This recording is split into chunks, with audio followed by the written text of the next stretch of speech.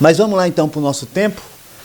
Eu queria falar um pouquinho, durante aí umas 3 semanas, sobre intimidade com Deus. Eu acredito que isso é extremamente importante. A gente está falando aí de uma vida íntima com Deus, principalmente através da oração e da palavra de Deus. E para isso eu gostaria de usar como texto-chave o que está escrito e registrado pelo apóstolo Paulo, ali em Efésios capítulo 2, do 16 ao 20, eu vou projetar também aqui, como de costume, esses versos, mas se você quiser acompanhar e deixar como texto-chave, para você acompanhar aí na sua reflexão. Essa semana eu estava assistindo TV e foi interessante que eu comecei a passar por alguns canais, não encontrava algo para assistir, e eu parei num canal, se eu não me engano, na Band, chamado Show da Fé. E eu comecei a assistir, acho que eu nunca assisti esse programa Show da Fé, e eu comecei a assistir ali o programa Show da Fé, e ele estava falando exatamente de oração. Esses programas falam muito de oração, e eu comecei a achar estranho a forma como ele interpretava alguns versículos relacionados à oração. E eu lembro que o pregador, é um cara bem famoso, ele dizia que a oração ele é uma espécie de cheque em branco. Cheque em branco, e o que desconta esse cheque em branco é a nossa oração. E eu falei, rapaz, são alguns conceitos meio estranhos dentro do que a gente acredita como fé cristã. Eu gostaria de ver um pouquinho com vocês isso hoje, sobre o conceito da oração, sobre alguns mitos relacionados à oração. Como a Lilian disse, orar a Deus é falar com Deus de uma forma simples, é abrir o nosso coração, não tem segredo. Não tem palavra bonita. Ah, não, eu tenho que orar bonito. Não tem que orar bonito. A gente tem que orar com sinceridade. É isso. Mas existem alguns mitos na oração que eu acho que é interessante nós estudarmos, nós verificarmos nessa manhã, que nos ajuda a ter esse relacionamento com Deus. Dá uma olhada em alguns versículos que eu vou colocar aqui antes da gente entrar em Efésios. Como você vai notar, ele funciona muito parecido com essa ideia de cheque em branco ou não. Alguns versículos. Ele só quer cola, esse cara.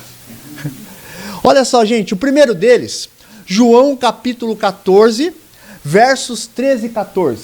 Ok? Mantenha lá aberto em Efésios. Esse aqui eu só quero passar com vocês para você ver como são alguns versos, ao meu ver, mal interpretados. Olha só, ele diz assim: e eu farei o que vocês pedirem em meu nome, para que o Pai seja glorificado no Filho. O que vocês pedirem em meu nome, eu farei. Gente, isso tem muito cara de um cheque em branco. É como se Deus falasse assim, olha, peça no meu nome que eu vou fazer. Mas olha só, um outro verso também que vem a completar é João 15, verso 7. Olha o que diz João 15, verso 7. Ele diz assim: se vocês permanecerem em mim e as minhas palavras permanecerem em vocês, pedirão o que quiserem e lhes será concedido. Olha só, gente. No primeiro verso é interessante que Jesus ele está num lugar, num cenáculo, ali onde ele já lavou os pés dos seus discípulos, onde ele fez a última santa ceia. Jesus está partindo e ele deixa essas palavras como uma das últimas conversas aos seus discípulos. Ele diz, olha gente, se vocês permanecerem em mim, as minhas palavras permanecerem em vocês, olha, vocês podem pedir o que quiserem, e isso lhes será concedido. Mas o verso 16, ele ainda diz assim: vocês não me escolheram, mas eu os escolhi para irem e darem fruto, fruto que permaneça, a fim de que o Pai lhes conceda o que pedirem em meu nome. Olha só, então o segredo é pedir no nome dele, a gente já vai ver isso, ok? E qualquer coisa, parece que esse versículo, se eu recortar esse versículo, pegar esses textos isolados, é essa a ideia que dá. E o último verso, gente, ali do Evangelho de João, que vem completar essa ideia, é 16, do 23 ao 24. Aqui Jesus está falando, gente, praticamente algo ligado à sua pós-ressurreição. E olha só, gente, são palavras poderosíssimas de Jesus. Olha o que ele diz. Ele diz assim: naqueles dias, vocês não me perguntarão nada mais. E eu lhe asseguro que o Pai lhe dará tudo o que me pedirem em meu nome. Até agora vocês não pediram nada em meu nome. Peçam e receberão, para que a alegria de vocês seja completa. E eu lembro que nesse programa, o rapaz que estava dirigindo, ele falava assim: o que falta para a sua alegria ser completa? Pede. E ele citava esse verso, gente. Isso me chamava muita atenção. Ele falava: olha, pede para que a sua alegria seja completa. É interessante que, olha só, a própria tradição nos ensina que a oração ela tem que ser feita ao Pai, em nome de Jesus, através do Espírito Santo. É uma oração feita, gente, em nome da Trindade. É simplesmente assim, uma oração realizada em nome da Trindade. Outro dia eu ouvi uma história verídica que muito me chamou a atenção. O autor dessa história, ele era um fazendeiro e ele disse assim que certa vez ele tinha uma grande fazenda e ele lá na fazenda dele, ele tinha um caseiro de muita confiança esse caseiro, e ele olhou para a fazenda dele que estava num estado meio precário, e ele disse assim para o seu caseiro: olha, eu vou fazer o seguinte, você vai aqui nos comércios da cidade e você pode comprar o que você quiser no meu nome. Compre no meu nome que depois eu pago. Eu conheço todos os comerciantes daqui. E tem mais. Se não tiver um comerciante aqui que eu conheço, eu vou deixar um cheque em branco e você faz o que você quiser. O que você achar que vai ser melhor e que vai alegrar o seu coração, você o faz. E esse fazendeiro contava, gente, era até de uma maneira cômica, engraçada, ele contava que ele demorou para voltar àquela fazenda alguns meses, porque a vida dele era muito corrida. Inclusive ele conta que a filha dele casou e a vida dele era tão corrida que ele não conseguiu ir no casamento da própria filha. Pois bem, alguns comerciantes começaram a ligar para ele e falar: olha, você tem uma dívida aqui para acertar na cidade e tal, lá em Minas Gerais. E ele foi até essa cidade, acertou com os comerciantes. Quando ele foi na fazenda dele, ele chegou lá e a fazenda estava num estado precário. Pior do que quando ele saiu. Ele falou: ué, mas o caseiro gastou, o caseiro fez isso e a fazenda está pior, está caindo aos pedaços. E quando ele se dirigiu na casa do fazendeiro, ali do caseiro, gente, ele já assustou porque a casa do caseiro estava reformada. Começo ao fim. Aí sai a esposa do caseiro. Ele falou: rapaz, numa estica só, super bem vestida, cabelo bem arrumado, tinha feito lipo, linda. E quando ele perguntou: cadê o caseiro? Aí ela falou assim: ah, ele já vem, ele está na sauna. Sauna? Pois sauna na casa dele? E aí quando o caseiro saiu ao encontro dele, ele perguntou para o caseiro, ele falou assim: e a fazenda, o que eu deixei para você? Ele falou: ah, o senhor não pediu para mim fazer aquilo que me agradaria? Eu fiz, a gente fez. O senhor me deu um cheque em branco, eu fiz aquilo que me alegraria. Ele até conclui essa história, gente, dizendo assim, que à vista dele isso foi algo extremamente ridículo. Ridículo. E, gente, se eu olhar esses versos que eu te mostrei, é por isso que eu contei essa história, dizendo que a oração é um cheque de Deus em branco nas nossas mãos, é algo, gente, desculpe, tão ridículo quanto. Sabe por quê? Olha só, a gente esquece de olhar esses versos e olhar, gente, que ele tem algumas cláusulas, como um contrato, algumas considerações. Jesus está dizendo: eu vou fazer sim, mas com o intuito do meu Pai ser glorificado no Filho. Se não, esquece, gente. Se não foi com o intuito do Pai ser glorificado no Filho, mas ele também diz: vocês precisam permanecer em mim e nas minhas palavras. Tem algumas cláusulas nessa oração. Ele diz também: dar frutos, e um fruto que permaneça. Não é simplesmente falar assim: Deus, faz os desejos do meu coração que eu sei o que é melhor para mim. Todo mundo aqui, a maioria das pessoas, aliás, aqui, ou uma parte das pessoas aqui tem filhos. E a gente sabe distinguir Quais são os pedidos que os nossos filhos fazem, que são justos, que você fala, eu vou atender, é um bom pedido. Mas tem pedidos que as minhas filhas já me fizeram, que eu olho e falo assim, cara, não dá para atender isso. Elas são imaturas ainda, isso não vai ser bom para elas. Da mesma forma, o pai nos trata assim. Por que tem que ser diferente? Por que eu olho e falo, isso que a minha filha pequena hoje está pedindo, gente, isso é caminho de morte, isso não vai dar certo. Por que Deus tem que atender tudo aquilo que eu peço? Eu vou ser bem sincero para vocês, eu sei que tem gente aqui no nosso meio, eu louvo e agradeço a Deus, por Deus não ter atendido algumas orações que eu fiz na minha caminhada. Porque se Deus tivesse atendido aquilo que eu pedi, e depois eu me arrependi tanto e falei, Deus, ainda bem que o Senhor é sábio, ainda bem que o Senhor não atendeu aquilo que eu pedi, porque era caminho de morte.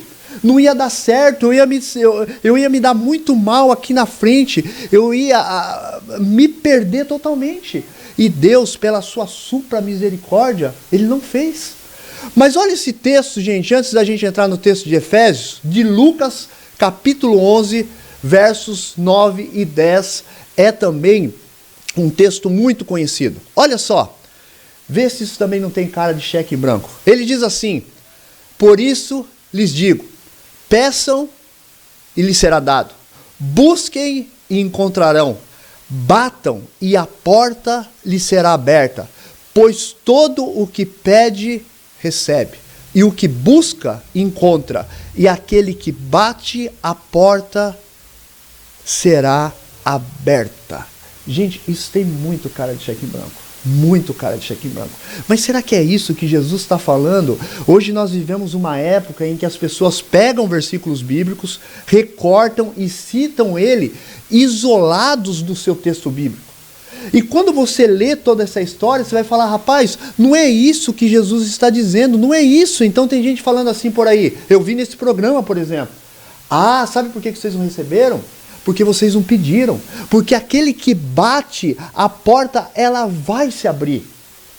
Mas olha só, quando a gente olha o contexto desses versos, por exemplo, os versos seguintes, a gente falou do 9 e 10, olha do 11 ao 13 o que Jesus está dizendo. Qual pai entre vocês, se o filho lhe pedir um peixe, em lugar disso lhe dará uma cobra? Ou se pedir um ovo, lhe dará um escorpião? Se vocês, apesar de serem maus, sabem dar coisas boas aos seus filhos, quanto mais ao Pai que está no céu, dará o Espírito Santo a quem o pedir. Gente, é só ler o texto depois. Ele está primeiro fazendo um comparativo, ele está falando, olha, vocês que são maus, dão coisas boas aos seus filhos, quanto mais o Pai que está no céu. Sabe qual que é a promessa aqui que ele está dando, gente? Desculpem, não é carro, não é casa. A promessa que ele está dando aqui aos seus é o Espírito Santo de Deus. Ele está dizendo, olha, peçam, busquem e encontrarão, batam e a porta será aberta. Porque todo aquele que pede recebe, o que busca encontra, e aquele que bate a porta será aberta. Ele está falando, gente, simplesmente do Espírito Santo de Deus. Ele não está falando de Deus satisfazer os desejos do meu coração. Jesus está dizendo, olha, busquem. Aqueles que buscam uma intimidade com o Espírito, aqueles que buscam uma vida com o Espírito, eles receberão. Ele não está falando de bens materiais. Ele não está falando de uma vida e de uma busca. Esse é o grande problema da gente pegar versículos bíblicos, recortar e aplicar na vida da gente. Aqueles que andam mais próximo de mim sabem que quando a ideia é recortar versículo bíblico, tem um para mim que é campeão. Eu amo esse versículo, que é o Salmo, deixa eu colocar aqui para vocês de exemplo, 137:9. Olha o que diz esse Salmo, se eu recortar ele e ler ele na sua integridade. Está na Bíblia, gente. O Salmo diz assim, feliz aquele que pegar os seus filhos e o despedaçar contra a rocha, ou a pedra. Só que esse pessoal que gosta de recortar versículo não cita esse. Eu queria que eles citassem esse. Que eles olhassem e falassem assim, quer ser feliz? Vou mostrar para vocês um segredo para ser feliz. Qual? Qual é o segredo? Tá aqui, ó. Pega o seu filho, às vezes à vontade mesmo. Tô brincando. Gente, pega o seu filho e esmaga ele contra a pedra. Esmaga, ó, minha filha, aqui eu falando isso aí, tá vendo? Pega ele e esmaga contra a pedra que você vai ser feliz. Gente, mas como assim? Tá na Bíblia. Salmo 137, 9. É por isso que eu preciso estudar o contexto. Quem conhece o contexto dessa passagem sabe que o povo de Deus estava cativo na mão dos babilônicos, um povo extremamente cruel, e aí eles citam isso. Olha, feliz aqueles que pegarem os filhos dos babilônicos, porque eles são tão maus, tão ruins. A história, por exemplo, conta que os babilônicos amavam pegar uma mulher grávida e abrir para ver o feto dentro, de tão mal que era essa gente. E eles falam assim, pegarem os seus filhos e despedaçarem contra a rocha, para vocês verem o tamanho sofrimento que vocês estão causando a nós. Mas pega esse versículo isolado, cita esse versículo isolado. Alguém disse acertadamente que a própria Bíblia é a mãe de um monte de heresia. Por quê? Não por causa da Bíblia, porque o homem interpreta errado. Ele interpreta a passagem errada e cria-se uma nova heresia. Quantas pessoas no nosso meio, e gente, eu falo isso com muita tristeza no coração, dizem assim, minha família era feliz. Depois que o meu marido foi pro evangelho, acabou a família. Infelizmente, depois que a minha esposa, depois que os meus filhos foram para o evangelho, agora não participa mais de festa, virou uma pessoa rancorosa, acabou, sabe por quê? Porque os versículos da Bíblia são mal interpretados. Isso não tem nada a ver, gente. Não tem nada a ver. Agora eu não posso mais usar shorts, agora eu não posso mais jogar futebol. Quem disse isso? Quem disse que o evangelho te tira da escravidão do pecado e te coloca na escravidão da religião? Não existe, é liberdade, não existe. Diante disso, gente, eu gostaria então de entrar no nosso texto, que também é um texto mal visto e mal interpretado, que é Efésios capítulo 3, versos do 16 ao 20. Mas olha o 20. Olha o 20 como ele é mal interpretado, ok? Diz assim o 20. Eu tenho certeza que vocês já ouviram esse verso mal interpretado. Aquele que é capaz de fazer infinitamente mais, isso ninguém duvida, porque Deus é poderoso, ok? Do que tudo que pedimos ou pensamos, de acordo com o seu poder que atua em nós. Gente, se tem um versículo mal interpretado é esse. Como é que as pessoas leem esse versículo? Assim. Você precisa ter ousadia. Peça com ousadia. Peça com ousadia que Deus vai fazer. E aí as pessoas começam a citar e falar assim, olha, se você pedir um Fusca para Deus, Deus vai te dar um carrão do ano. O cara orou pedindo uma casa alugada. Sabe o que Deus fez? Deu uma casa para ele. Não deu uma casa alugada. Sabe por quê? Porque o nosso Deus, ele é infinitamente mais poderoso para fazer tudo o que nós pedimos ou pensamos, de acordo com o seu poder, que é infinito, que atua em nós. Ou seja, você tem acesso a todo o infinito do poder e de capacidade de Deus através de oração. Você precisa pedir. Você precisa pedir que Deus vai fazer isso. E, gente, nós vivemos um mundo hoje onde o homem é o centro de tanta coisa, que um versículo desse faz tanto sucesso em igrejas que pregam a autoajuda.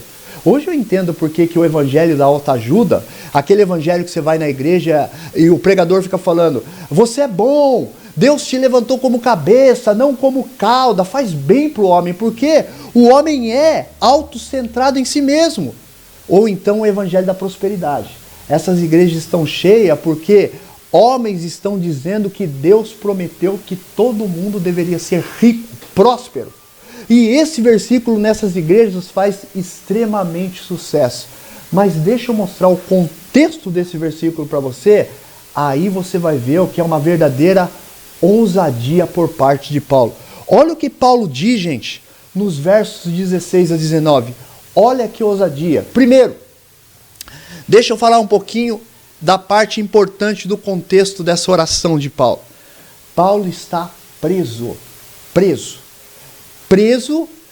por uma acusação religiosa dos judeus pelo Império Romano, preso.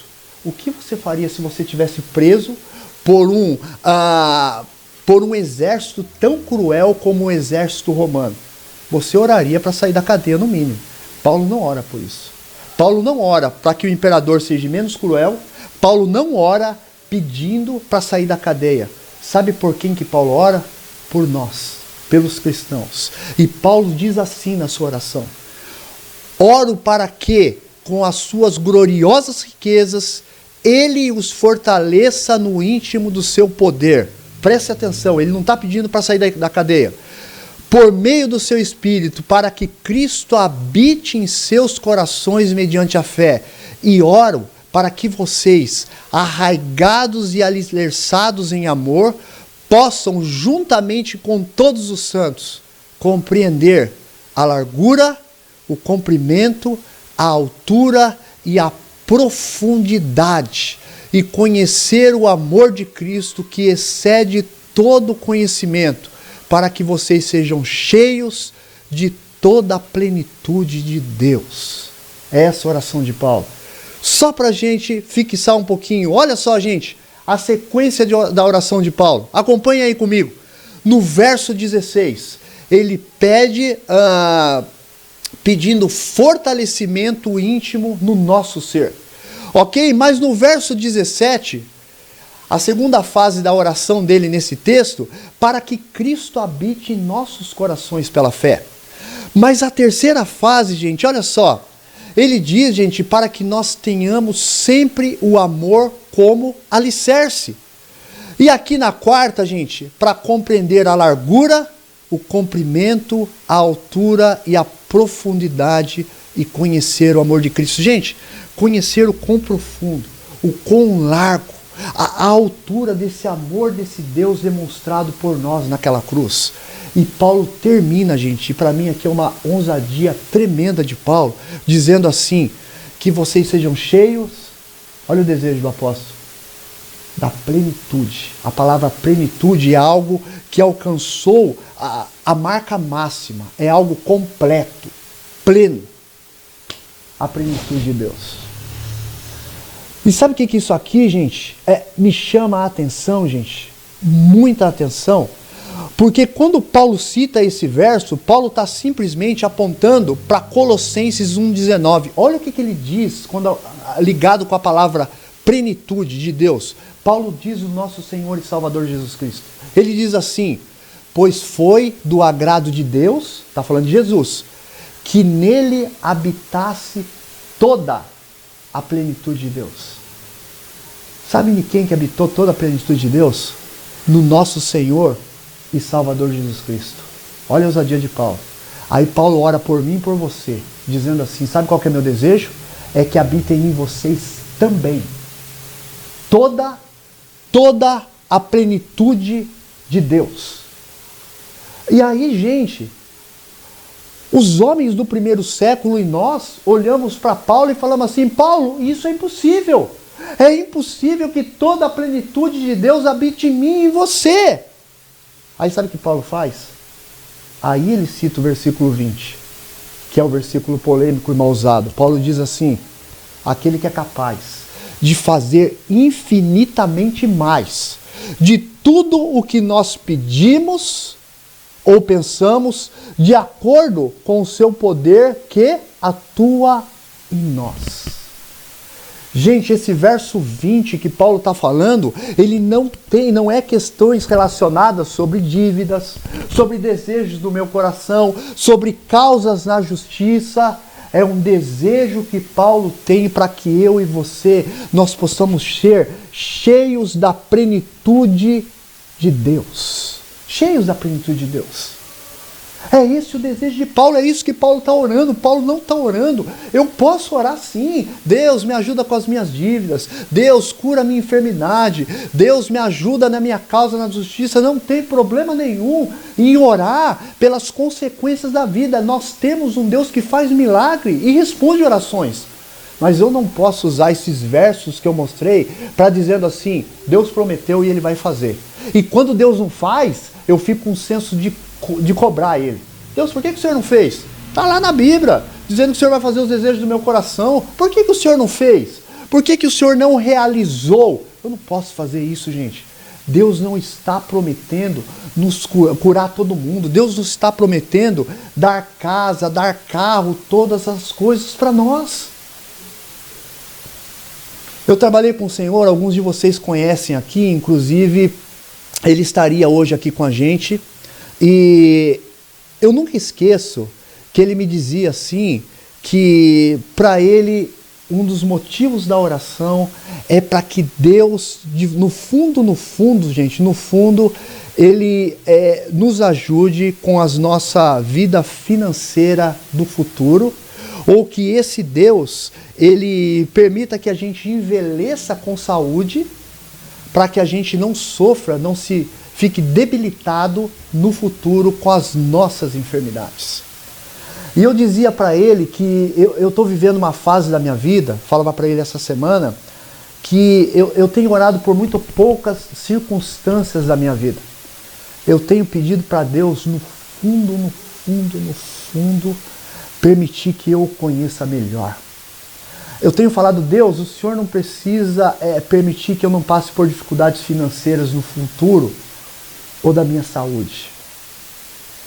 Eu quero que o Senhor, na verdade, transforme o meu ser, para que se no futuro eu passar por alguma dificuldade, seja saúde ou financeira, eu consiga passar te adorando e glorificando. Isso para mim, gente, é conhecer melhor a Deus. Eu não tenho medo hoje, e essa é a minha oração por todos nós, eu não tenho medo hoje de passar qualquer dificuldade futura. Eu tenho medo de partir dessa vida não conhecendo melhor esse Deus. E para mim, é a oração de um homem preso. Para mim, é a oração de um homem que está passando por dificuldade diante do Império Romano. E ele olha para os irmãos em Cristo e eles dizem assim, gente, não se preocupa não, a coisa aqui está feia, eu estou preso. E preso injustamente porque eu não fiz nada. Mas sabe qual que é a minha oração? Sabe o que me alegra no meu coração? É saber que vocês estão cheios da plenitude de Deus. É saber que vocês vivem uma vida próxima desse Deus e que o desejo do coração de vocês é conhecer melhor esse Deus. Ontem eu estava conversando com o Cauê e eu dizia para o Cauê, se o nosso intuito como um grupo pequeno desse, gostosinho, ambiente de casa, é construir mais uma igreja de parede preta, a gente está fora do que é evangelho. Evangelho é transformação na vida. E desculpem, gente, o meu desabafo. Eu vejo uma igreja hoje que se preocupa demais. A gente se preocupa muito por aí com um beijo gay, com homossexualidade, mas a gente não se preocupa com um mendigo caído na rua. Será que esse é o cristianismo posto pelo Cristo? Será que é esse? Parece que não se tem o mesmo intuito. Se a nossa preocupação é criar amanhã mais uma igreja de parede preta, hoje para mim tem todo motivo por que nós estamos perdendo os nossos jovens dentro da igreja. Porque se o intuito é só ter uma igreja, um templo de parede preta, o pessoal da música, de teatro faz muito melhor que nós e eles também têm uma parede preta. É por isso que o evangelho ele vai na contramão de todas as coisas. Eu caminho para o final, gente, falando um pouquinho do que Jesus diz em João 15, a gente já leu esse texto, é por isso que eu estou colocando só uma parte dele aqui. Ele diz assim, se as minhas palavras permanecerem em mim, vocês darão frutos. Quais são os frutos? Eu gosto do que o Paulo escreveu no livro de Gálatas. Ali Paulo vai citar os frutos do Espírito. Olha só, gente, essa lista. O nosso tempo não nos permite falar o que significa cada um aqui, mas pode ficar como lição de casa, dá uma olhadinha ali, Gálatas 5:22. Eu disse a vocês que nós vivemos num mundo onde não nos falta informação. Se você colocar no Google falando, o que é a benignidade? O Google vai falar para você rapidamente. Então, nós não temos essa dificuldade de informação no nosso mundo atual. Mas olha esses frutos, gente. Amor, alegria, longanimidade, benignidade, bondade, fidelidade, mansidão e domínio próprio. Não precisa responder. Esses frutos atuam na sua vida ou esses frutos não atuam na sua vida? Segunda questão, gente. Você quer ver uma evidência de uma pessoa cheia do Espírito Santo são as pessoas que têm o fruto do Espírito Santo. Porque quando uma pessoa tem os frutos do Espírito Santo de Deus, ela é controlada pelo Espírito Santo de Deus. O que é uma pessoa cheia do Espírito Santo de Deus? É uma pessoa que grita na igreja? É uma pessoa que sapateia na igreja? É uma pessoa que frequenta todos os trabalhos da igreja? É uma pessoa que não põe calça, que não joga futebol? Não, não é. Segundo a Bíblia, uma pessoa cheia do Espírito Santo é uma pessoa que tem os frutos do Espírito Santo. Se aquele que está do seu lado, ele é uma pessoa amorosa, uma pessoa alegre, uma pessoa que te traz paz, essa pessoa tem os frutos do Espírito Santo. Sabe por quê? Porque eu imagino o nosso Salvador com essas características. Sabe qual que é o desafio para nós nesse dia? É a gente sair daqui dizendo assim: Deus, eu preciso conhecer cada vez mais qual que é a largura, o comprimento e a altura e a profundidade do seu amor por mim demonstrado naquela cruz.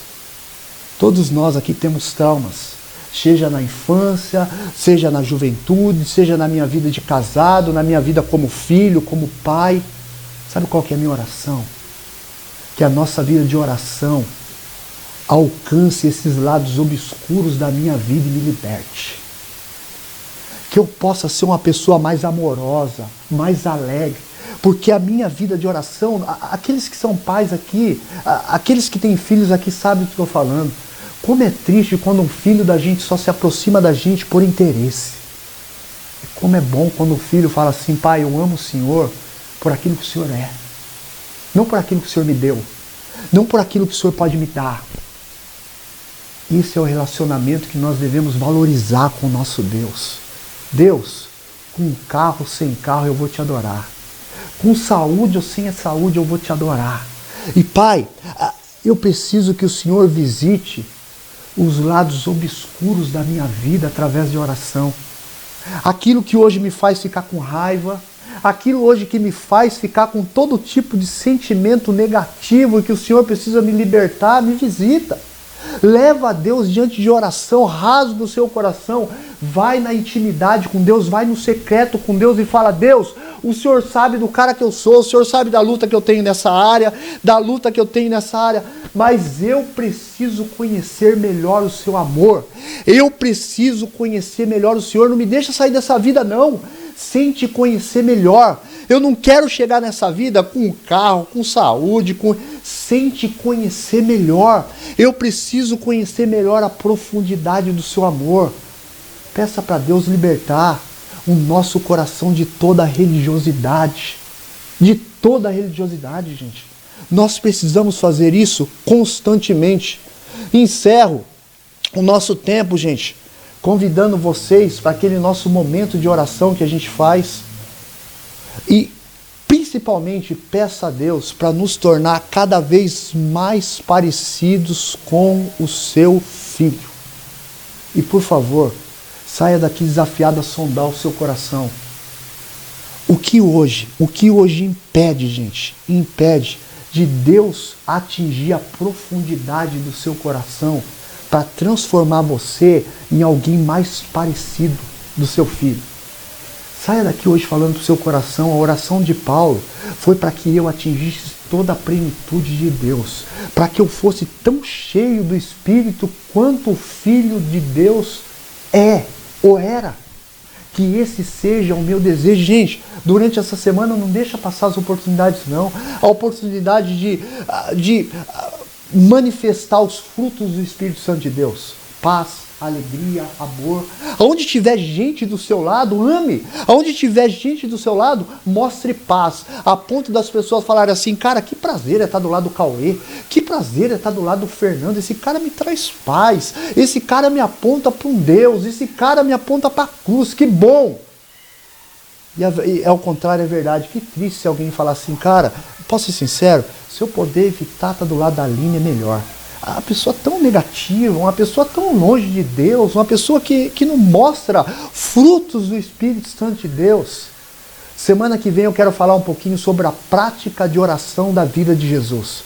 tem ensinamentos muito bons da prática de oração da vida de Jesus. Mas o nosso desafio hoje é: cresça na plenitude diante de Deus. Vamos tirar aquele nosso tempo de oração que a gente dá uma dividida aí, gente? Vamos lá?